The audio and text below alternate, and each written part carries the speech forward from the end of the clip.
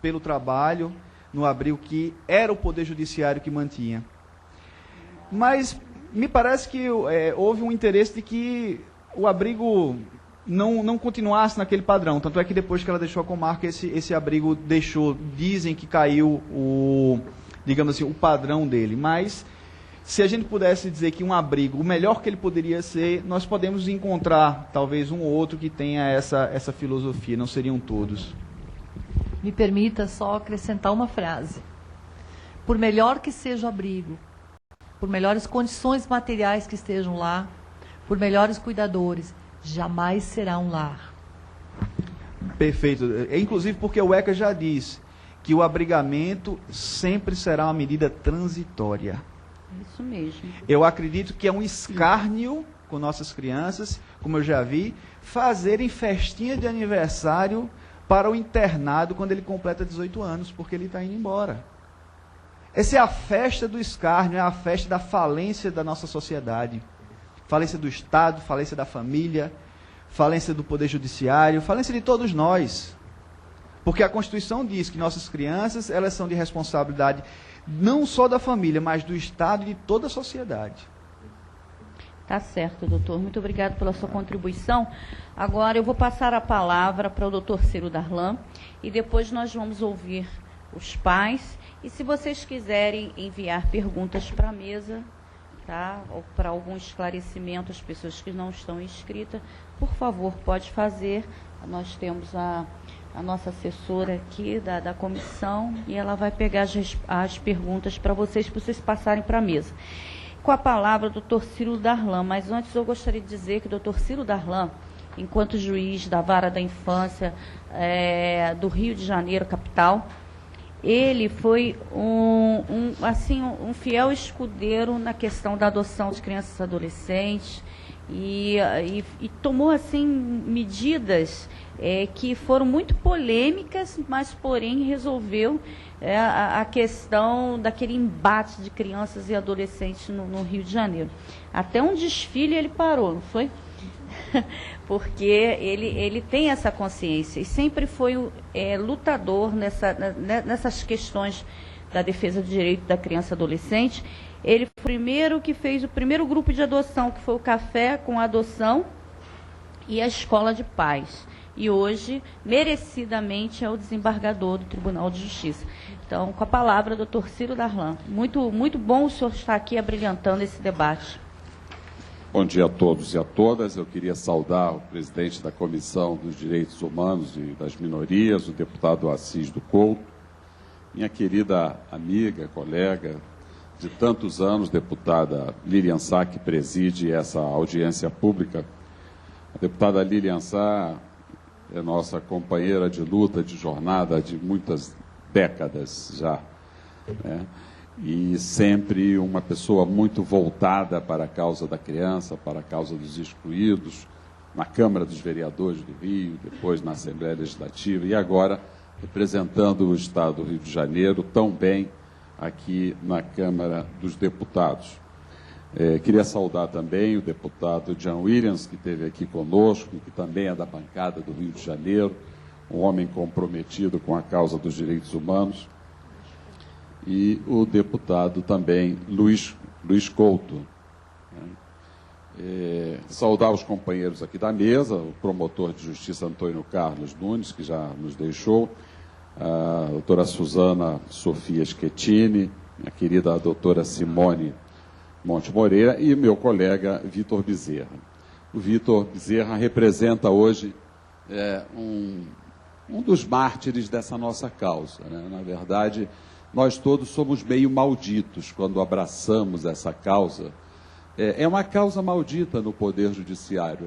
Assim como é uma causa maldita também, a causa da criança é uma causa maldita também na cultura da nossa sociedade. Falar, por último, é uma situação extremamente difícil, porque tudo aqui já foi dito com muita propriedade. Mas o que eu estou dizendo dessa causa maldita que faz mártires, durante 15 anos eu fui juiz da infância e da juventude no Rio de Janeiro. E eu acumulei na minha folha penal 52 representações. 52 representações na vida de qualquer funcionário público é a morte. Mas a primeira foi, né? A primeira a gente nunca esquece, mas depois eu me acostumei, né? É como a virgindade, a gente perde e depois já se acostuma. 52 representações defendendo a causa da criança, me posicionando, colocando a cara à tapa, né, com polêmicas, enfrentando o poder público, enfrentando o poder midiático que deforma a opinião pública. E hoje nós estamos convivendo aqui com o Vitor, afastado das suas funções, em razão da sua coragem na defesa dos direitos da criança e do adolescente. Foi dito aqui, e eu quero reforçar, que é preciso, deputada, que haja um fortalecimento do sistema de garantias de direitos, né? Se o legislador do Estatuto da Criança e do Adolescente tão bem criou ferramentas para a efetivação desses direitos fundamentais, a senhora que acompanha essa causa como parlamentar há tanto tempo, sabe que, na prática, o Estatuto não saiu do papel, porque nós não temos as ferramentas de atuação, e não é só o judiciário que é falho, é todo o sistema de garantia de direitos. A começar pela falta de funcionamento dos conselhos de direitos. O que são os conselhos de direitos que devem estar articulando políticas públicas, elaborando políticas públicas em todos os municípios, paritariamente formado pela sociedade civil e por representantes do governo? Mas isso não foi criado. Quer dizer, criado até em alguns lugares tem. E o legislador foi tão sábio que, inclusive, deu ferramentas orçamentárias. Os fundos para a infância e adolescência foi dado para os conselhos de direitos, para que não só criasse políticas públicas, mas que financiasse políticas públicas. E nada disso funciona, em lugar nenhum. Por quê? Porque o poder público executivo não interessa, digamos assim, essa disputa de poder, que não é uma disputa de poder, é uma ferramenta auxiliar de grande valia, se estivessem funcionando. Uma outra ferramenta importantíssima de prevenção são os conselhos tutelares. Na minha cidade, no Rio de Janeiro, deveria ter, segundo o CONANDA, segundo a lei, 60 conselhos tutelares funcionando na sua plenitude. Até 2, 3 meses atrás eram 12. A Prefeitura diz que acaba de instalar mais 4, são 16. Ficam faltando 44. Ou seja, sem essas ferramentas, não há como fazer o sistema funcionar. Porque o Estatuto, ele pretende, a doutrina de proteção integral, pretende, o artigo 227, deseja que haja um empoderamento da sociedade da questão da criança. Tanto que retirou do Poder Judiciário muitas das atribuições que lhe dava o Código de Menores. O Poder Judiciário, ele pura e simplesmente tem que dirimir conflitos. Ele não tem que ser assistente social e continua sendo. O que é o Cadastro Nacional de Adoção no Conselho Nacional de Justiça? Não é para estar lá. É uma ação pública necessária. Por quê? Porque o poder público não faz. A deputada Lilian Sá apontou aqui algumas das minhas realizações, a Escola de Paz, a criação do núcleo de psicólogos. Isso é política pública. A política pública não é do judiciário, não é a atuação do judiciário. Mas o judiciário fazia porque tinha que ter alguma coisa para poder fazer funcionar a máquina do judiciário.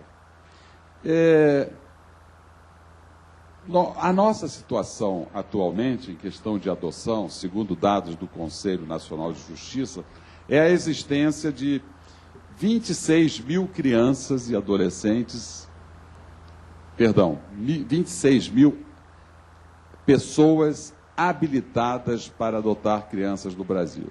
É claro que esses números são subregistros, porque, como o Vitor aqui falou, muitos juízes não alimentam esse cadastro. O Brasil é muito grande e não há um sistema informatizado, deputada, que já deveria estar funcionando, chamado CIPIA, que já foi criado, já foi concebido, mas efetivamente não está criado, né? Agora mesmo o país está todo linkado para os Jogos da Copa do Mundo. Isso é um milagre, né? Nós vamos estar linkados não somente no Brasil, mas com o mundo. Mas a gente não consegue linkar as questões vinculadas à infância e à juventude. A gente consegue saber quantas cabeças de gado tem no Brasil, mas a gente não consegue saber quantas crianças efetivamente estão abrigadas no Brasil. Mas, de qualquer maneira, é um número. Está lá, o Cadastro Nacional de Adoção diz que são 26 mil candidatos e 5.500 crianças disponíveis para adoção, dessas 1.221. Ou seja, se fosse um exame de vestibular, nós teríamos uma criança para cada 6 candidatos. Por que não fecha essa conta? Por que as crianças continuam lá abandonadas e as famílias pretendentes não recebem essas crianças? Porque há, na nossa cultura, uma carga muito grande de preconceito. A idealização daquela criança europeia, que não tem no Brasil. Nós somos mulatos, negros, pardos, né? Mas muitas pessoas ainda idealizam uma criança loura, de olhos azuis. E crianças recém-nascidas. E ainda tem mais uma especificidade. Eu também participo dessa preferência. Preferem mulheres, preferem do sexo feminino. Eu também tenho essa preferência, mas respeito quem não tem, acho que é um direito, né? Mas na adoção não poderia ser assim. Até porque, biologicamente, a gente não escolhe o sexo. Olha só, eu estou indo para sexta neta. Estou doido para vir um varão e não vem. Meus filhos só sabem fazer mulher. Eu vou acabar adotando um. Mas também são dados do Cadastro Nacional de Abrigamentos que existem 46 mil crianças em abrigo.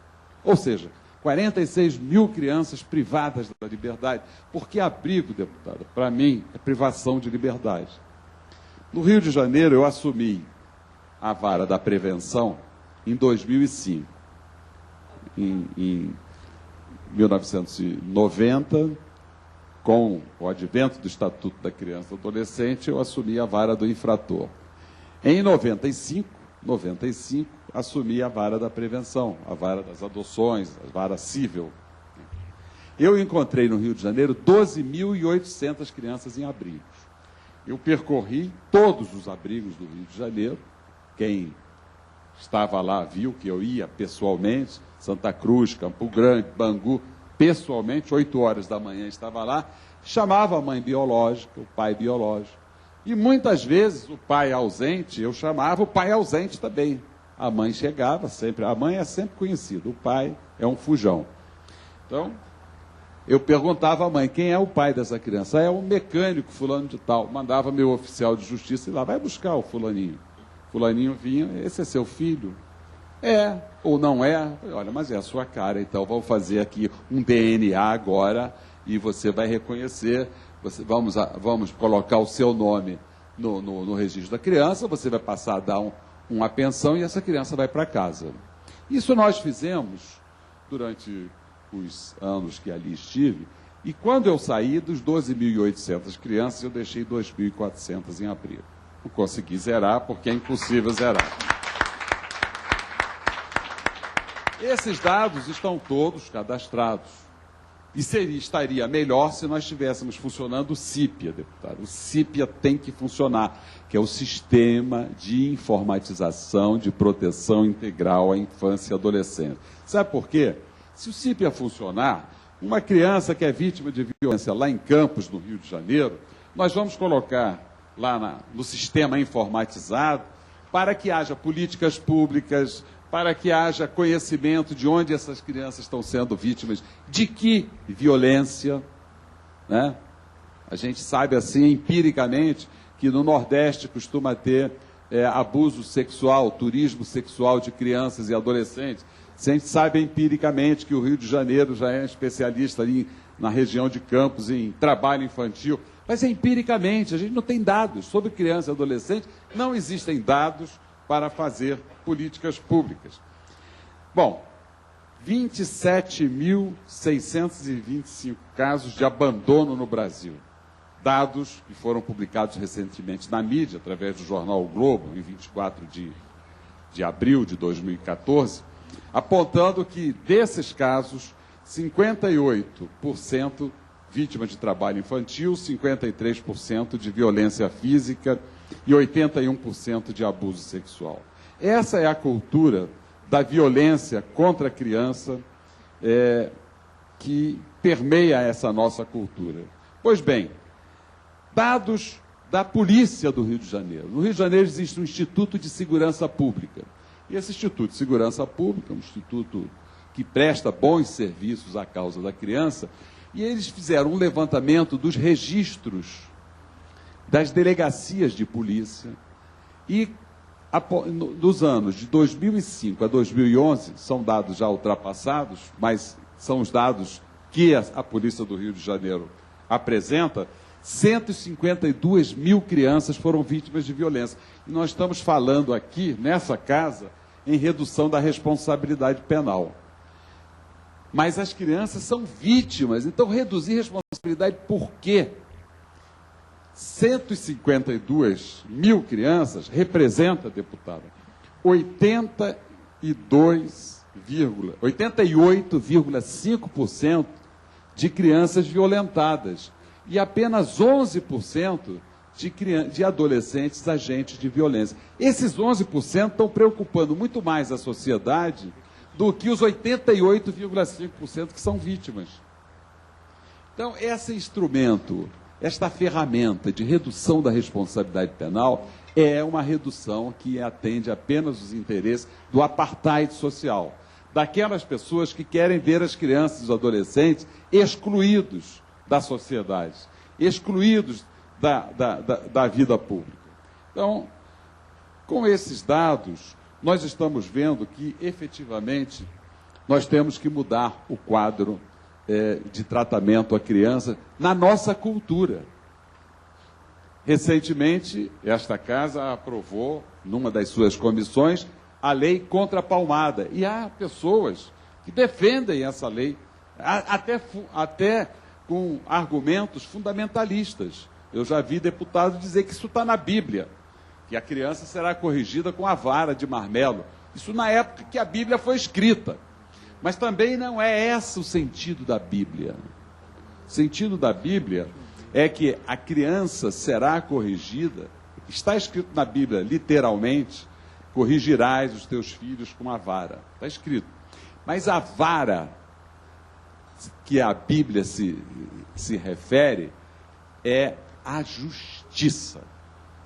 Porque a vara sempre foi o símbolo da justiça. Tanto que até hoje, o juiz trabalha onde? Na vara civil, na vara criminal. Então, a Bíblia, naquela época, não queria falar vara de marmelo.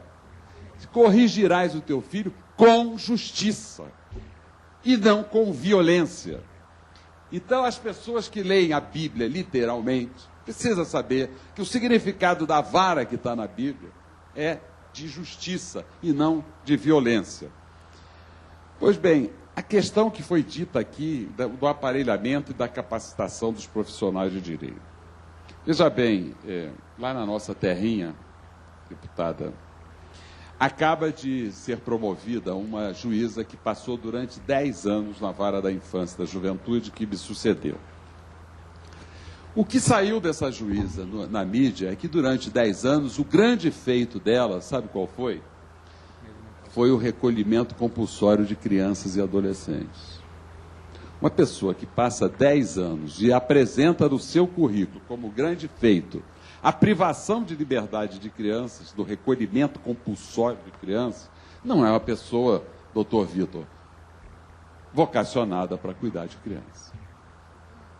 E essa senhora, e eu estou falando isso, deputado, porque é preciso mexer lá dentro, é preciso mexer na ferida, é preciso mexer nos critérios de promoção e de escolha de juízes. Porque se continuarmos deixando que os critérios sejam de apadrinhamento, de favorecimento político, a causa da criança vai ser colocada na mão de pessoas que não têm nenhuma vocação para isso. E são essas pessoas que tiram crianças arraigadas afetivamente das suas famílias afetivas para devolver com argumentos também fundamentalistas que diz que aquela pessoa que foi unida pelo sangue por Deus, o homem não pode separar. Um fundamentalismo religioso puro, que não tem nenhum fundamento fático, justo e digno de ser efetivamente levado em consideração. De forma que o processo de escolha de juízes da infância precisa ser transparente, precisa ser discutido com a sociedade. Nós temos um sistema de garantia de direitos que não funciona porque o judiciário não tem assento nesse sistema de garantia de direitos. Quando o legislador mudou o sistema da situação irregular para proteção integral e deu ao judiciário essa função meramente judicante, importante, mas apenas judicante, o judiciário colocou-se num patamar superior e saiu do debate com a sociedade. E o debate com a sociedade se faz sentando nos conselhos de direitos, se faz sentando e discutindo e deliberando com as pessoas interessadas, com as associações de adoção. Essa questão da escolha do juiz da infância e da juventude tem que ser debatido com a sociedade, com as associações que trabalham na defesa da criança, com as pessoas e com as entidades que efetivamente estão lá e que conhecem esse trabalho com a infância e com a juventude. Então, não é só uma questão de recursos, de capacitação, é também uma questão de transparência na escolha daqueles que vão exercer a função de juiz da infância e da juventude. Mas eu queria tocar nessa resolução do Conselho Nacional de Justiça. Não foi aqui louvado pelo procurador, eu também louvo, mas ela não diz nada de novo. Ela repete o que já está no Estatuto da Criança e do Adolescente desde 1990. É importante que repise isso, é importante. Mas não vai mudar nada. Uma lei não vai mudar nada se não tiver uma mudança de atitude. Se não tiver uma mudança na administração do tribunal. O que eu disse aqui é uma verdade. No Rio de Janeiro, nós tínhamos até alguns anos atrás, cerca de, me corrija, doutora Silvana, que é a sua área, cerca de 25 varas de família. Hoje nós temos 16 ou 15. Por quê? Extinguiram-se as varas de família para criar varas cíveis. Porque vara civil é que movimenta o dinheiro. É que julga questões de empresariais, as questões de consumidor, as questões do grande capital. Então é triste ver a justiça dando prioridade a causas do capital em detrimento das causas do afeto, da causa das relações entre as pessoas. E isso acontece porque a sociedade está de costas para a justiça. A sociedade está achando que a justiça é um poder superior, quando, na verdade, o judiciário é um poder que tem que ser exercido em favor, no interesse e em nome do povo.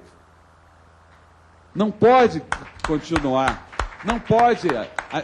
Até a igreja, que antes celebrava a missa de costa, está celebrando missa de frente. E a justiça continua de preto e de costas para o povo. Então, deputado, é preciso que o poder legislativo coloque o dedo nessa ferida, porque não só os abrigos são casas de tortura.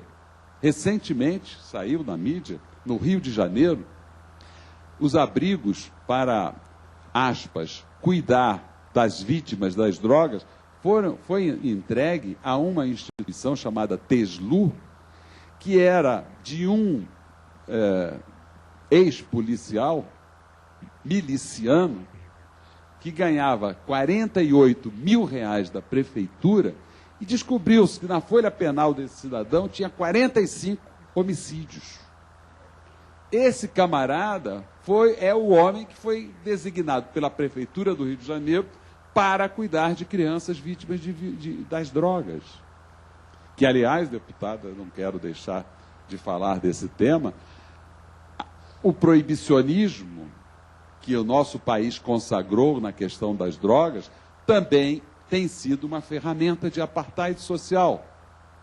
Eu visito todos os presídios. E outro dia fui num presídio de mulheres onde tinha 75% das mulheres que ali estavam em razão de participar do tráfico de drogas. Ou seja, de um ato de comércio. Porque ela é tão criminosa quanto o seu Joaquim que vende a cachaça, contra o seu Pedroca que vende o tabaco, né? Mas essas mulheres absolutamente sem nenhuma periculosidade estão privadas da liberdade, custando ao contribuinte cerca de R$5.000 mensais, de 4 a 5 mil reais mensais, privadas da liberdade porque são negras e são pobres.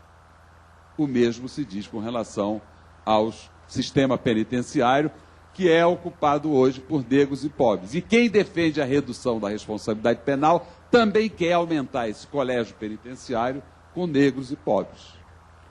De forma que são essas ferramentas que têm sido utilizadas, as ferramentas do apartheid, o abrigamento, o proibicionismo com relação às drogas e a falta de fiscalização. O Estatuto diz no seu artigo 95 que essas instituições, os abrigos, as casas de internação, devem ser fiscalizadas pelos conselhos tutelares. Ora, conselhos tutelares não há, porque eles não são aparelhados e não têm condições, e nem têm autoridade.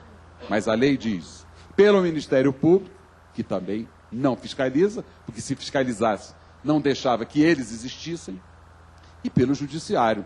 Esse nem vai lá, porque não vai lavar, não vai sujar suas mãos e nem as suas botas em lugares onde a violência é a grande marca, os lugares de exclusão da sociedade. De forma que esse é o meu depoimento, me coloco à disposição e, claro que eu vou encurtar um pouco da minha fala para poder ouvir essas mães sofridas, esses pais sofridos, que eles sim é que têm que ter a palavra e a resistência. Porque esse sofrimento de vocês não pode ser em vão. Sempre nós temos que ter mártires. Talvez vocês estejam sendo mártires de uma causa para podermos obter uma mudança de respeito à causa da criança e do adolescente no Brasil.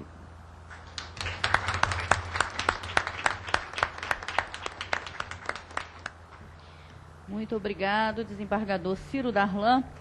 Eu queria fazer duas colocações na sua fala. Uma é nessa questão do abrigamento, que eu fiz um requerimento aqui na Comissão de Direitos Humanos para que a gente possa visitar e ver a situação dos abrigamentos no Rio de Janeiro, porque nós temos informações que estão em piores estado, né? E as nossas crianças não podem ficar assim. E outra coisa, a Prefeitura do Rio de Janeiro, na questão dos conselhos tutelares, recebeu de uma emenda do Molon, do nosso deputado federal, o Molon, o kit para aparelhar os conselhos tutelares da capital. Eu estou dando o kit para aparelhar o Sul Fluminense, e ele ficou na capital. Então, nós dividimos as nossas emendas parlamentares. E os carros, pelo que eu soube, pelo próprio deputado Alessandro Molon, é que a Prefeitura até agora não foi retirar os carros, porque alega que não tem motorista. Então, tem lá 11 carros, que são os kits, mais 5 para cada conselho. O kit, que é dado pela Secretaria de Direitos Humanos, é um carro zero, 5 computadores, uma geladeira, um bebedouro e uma impressora. E eles estão lá. E eu acho um absurdo isso, porque a falta de estrutura, se nós já há uma defasagem na questão dos conselhos e ainda não se estrutura os conselhos tutelares, isso aí tem que ser visto pela Justiça. O Ministério Público tem que ver o que está acontecendo. E na questão que o senhor falou dessas mulheres, existe um projeto em Minas Gerais que eu visitei, que eu achei muito importante, que essas mães, essas mulheres que são mães e que elas estão presas, existe um projeto muito bonito que é para fazer com que essas mães possam cuidar dos seus próprios filhos, né? Então elas saem uma hora, vai para o abrigo onde está o filho, e ali ela cozinha, ali ela ensina o dever de casa, ela tem uma vida com aquela criança e depois volta novamente para o presídio. Isso aí poderia ser feito no Rio de Janeiro. Eu achei um modelo bonito, que a gente pode até depois passar para o senhor, e o senhor que gosta dessas causas, lutar por isso. Porque a mulher também sofre isso, né? Uma agressão. Ela vai presa, está lá fazendo aquele comércio, né? É ilegal, é imoral, mas ela tem direito à maternidade. Quando se tira aquela criança de perto da mãe também, às vezes ela é boa mãe, e ela quer estar ali perto do seu filho, educando seu filho. Então, isso aí, eu achei muito bonito esse projeto, e elas, eu até fiz com elas lá orações e tudo, nós conversamos muito com essas mulheres, e elas falando da experiência. É uma experiência muito bacana, que elas reaprendem, né, o significado da vida, significar as suas vidas novamente, e dar amor e carinho para aquelas crianças, para os seus filhos que estão ali no abrigo. Eu quero, antes de passar a palavra para o senhor, a TV Câmara está passando a audiência ao vivo, a Câmara está gravando na íntegra, para passar novamente a audiência durante a semana. Isso é para vocês, tá? E ligou a várias pessoas do Rio de Janeiro, parabenizando a nossa iniciativa desse debate tão importante. A todos vocês que estão nos assistindo pela TV Câmara, vocês podem mandar também sugestões e depois nós vamos entrar em contato com vocês. Dr. Ciro Darlan. A questão dos abrigos do Rio de Janeiro é uma questão de corresponsabilidade, porque, como eu falei aqui, a obrigação de fiscalizar que não está sendo cumprida. A lei impõe essa fiscalização que não está sendo cumprida pelo Poder Judiciário, pelo Ministério Público e pelos conselhos tutelares. Há um abrigo de população de rua, com várias crianças, inclusive em Antares, que está ontem e hoje, sob fogo cruzado. Houve uma invasão da polícia e está tendo troca de tiros lá, colocando em risco a vida dessas pessoas, que já se encontram mal alojadas. E essa questão que a senhora mencionou aqui, da apropriação indébita pela Prefeitura, porque foi o governo federal, através de iniciativa do deputado Molon e da senhora, que fez a entrega desses bens para os conselhos tutelares. Então, é um absurdo que o Ministério Público ainda não tenha entrado com uma ação de improbidade administrativa contra o prefeito do Rio de Janeiro, porque ele se apropriou desses bens e não repassa para os conselhos tutelares, alegando... Ele nem retirou da agência. Não, alegando ele que não tem motorista. E que não tem, não só motorista, ele diz que não tem motorista e não tem combustível. Ele quer que a senhora, além de dar o carro, ainda dê o motorista e o combustível. É um absurdo tão grande que é de chorar os argumentos de um administrador público com essa irresponsabilidade. É uma cara de pau desse prefeito Eduardo Paes, né, que se utiliza desse tipo de argumentação. A ideia que a senhora falou das mães, eu seria mais ousado, deputado. Eu acho que, assim como os presos em regime semiaberto têm o direito de trabalhar, eu acho que as mães deveriam ter o direito de ser mães. Porque é um trabalho, a maternidade é um trabalho. É isso. Né? Então, ao invés de ficar num abrigo com as crianças, que volte para casa para cuidar dos seus filhos, que vai monitorado, com tornozeleira, sob algumas condições, mas aquelas condenadas que têm mães que exerçam a maternidade com responsabilidade, porque esse é um direito da criança, que está sendo tirado por uma sentença penal. E a sentença penal não pode passar da pessoa do apenado, e passa. Porque se a criança tem direito ao convívio familiar e a justiça, através de uma sentença penal, tira a mãe para cumprir pena, está passando da pessoa do apenado, porque está atingindo a criança, que está sem a mãe, sem o convívio familiar. Então, eu acho que o projeto ele tem que avançar, ele tem que ser mais ousado, que aquelas apenadas, com determinado regime, com determinado... não vai mandar de volta a mãe que tentou matar o filho, né? Mas aquelas, dependendo do tipo penal a que foi condenada, por exemplo, essas 70% que estão lá por tráfico, qual é a periculosidade que tem ela cuidar do filho? Zero. Zero. Então elas podem muito bem passar o dia com o filho e a noite no presídio. Então acho que esse é o caminho que o projeto tem que seguir. Desembargador, me lembrou essa história aí, me lembrou um caso muito particular que aconteceu comigo, já tinha até passado. Eu era juiz na vara criminal e eu tinha sido recém-designado como juiz substituto ainda para essa vara. Cheguei lá e existia uma moça que estava cumprindo, eu digo cumprindo pena, mas ela estava numa prisão provisória, numa tutela provisória, significa que ela não tinha sido condenada ainda numa decisão de prisão preventiva. Ela estava há 6 anos numa cadeia pública, onde 6 anos o processo aguardava a sentença, já estava pronto para sentenciar. Não era 6 anos cumprindo pena. Olha, veja só, crime tudo bem, bárbaro, ela participou de um latrocínio, tudo, mas o interessante desse caso é que essa pessoa, ela engravidou dentro da cadeia pública. E um dia eu estou lá na vara e o delegado liga, culpadíssimo, doutor Vitor, aconteceu o que foi? A fulana está entrando no trabalho de parto, o que é que faço? Levou até o hospital, ela deu à luz, e agora? Faz o quê? Vai levar ela e a criança para a cadeia pública de volta? Ou leva ela e deixa a criança? Como disse o desembargador aí, não existe o princípio da intranscendência da pena. Vai fazer o quê com essa criatura? Nesse momento, eu já tinha sentenciado o processo dela e ela já estava efetivamente cumprindo pena. Só que não podia mandar ela para o presídio.